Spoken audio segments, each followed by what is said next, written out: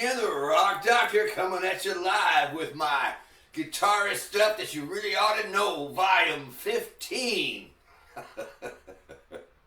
Alright, so what was all that crap today? Well, here's the deal. I was playing in the key of E, and I was just noodling in a very simple way with the 5 pentatonic shapes. And,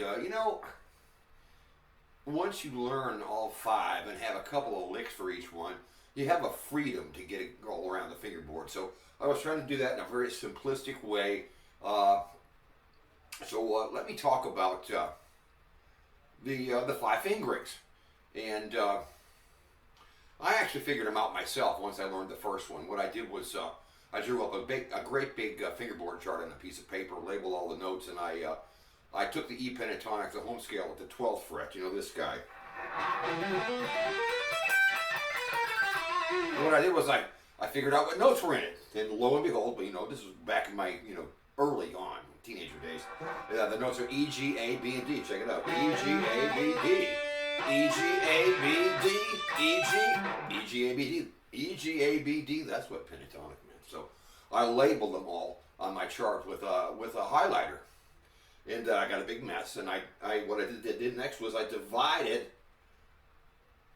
divided the big mass of notes on my chart into shapes that had 2 notes on a string, and I found 5 shapes, and that's how I found them. I didn't get them out of a book. I couldn't find a book back when I was a kid. Regardless, though, here are the 5 shapes, and you know what? When I go back to edit this, I will try to put the fingerings up on the screen as I play through each one. Okay, so here we go. I'm assuming most of you probably already know the home scale, I like to call it. In E, it's at the 12th fret. Here's what we got. So on the low E, I've got 12 and 15. On the A, 12, 14. On the D, same thing, 12, 14. G, 12, 14 again. On the B, 12 and 15. High E, 12 and 15. I like to call the next one number 2. Other people call it another way, but I numbered them as I discovered them. So the next one I found on my chart was this guy. This is in the 10th position. The first 2 notes are on the low E, 10, 12. Then you go to the A, same thing, 10, 12. Then we go to the D, it's 9, 12.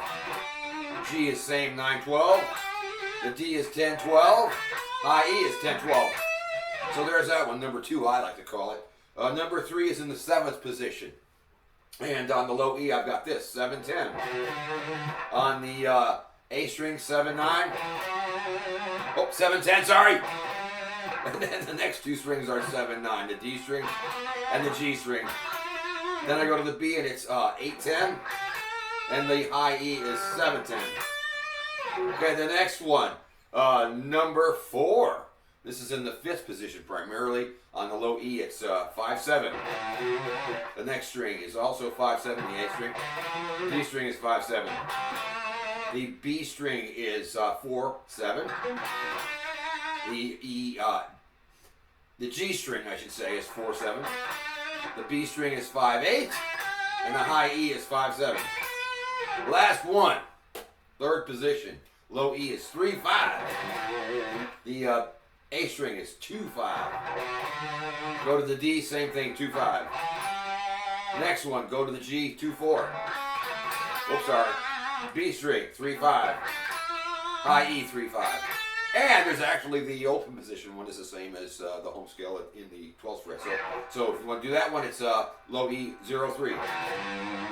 The A string, 0, 2. The D string, 0, 2. G string, same thing, 0, 2. B string, 0, 3. And the high E is 0, 3.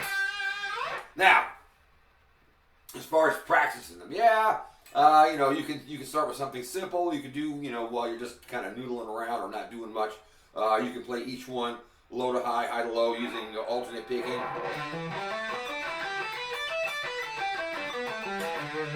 And that will get you used to each shape. The next thing that I would do back when I was a kid was I would turn a track on in E and just noodle with 1 or 2 of them. And now, if you focus your noodling a little beyond just playing random notes or whatever, what you could do is maybe, I recommend using 8th notes and try to play 2-bar phrases. So you might play something like this: 1 and 2 and 3 and 4 and 1, 2, 3, 4. Maybe keep the notes moving for one measure and end on a chord tone at the end. And the chord tone has to match whatever chord is underneath. It's kind of tricky, but if you just keep doing it, you can use your ear even and figure out a way to end your phrase, that 2-bar phrase on a chord tone. You can ascend, you can descend, it doesn't matter.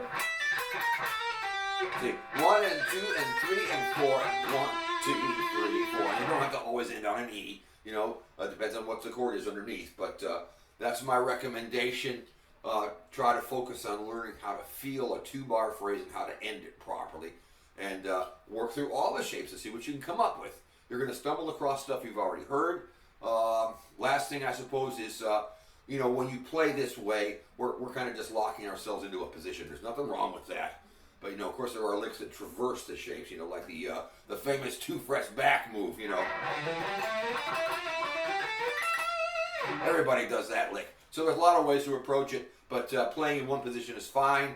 I always have a few licks for each shape that I fall back on. And it just takes time. You know, you got to give yourself time. It takes a couple of years really to develop this, and you know, make sure you are hearing what you're playing. If you can say it, you can play it. Just don't randomly hope you play something. You know, come up with something that you like and remember it so that you can say it. All right. Well, that's it. It's me, the Rock Doctor, and don't forget to like, share, subscribe, leave a comment, order me a pizza, whatever you like. But okay, so it's me. I'm out of here. I love you. Bye.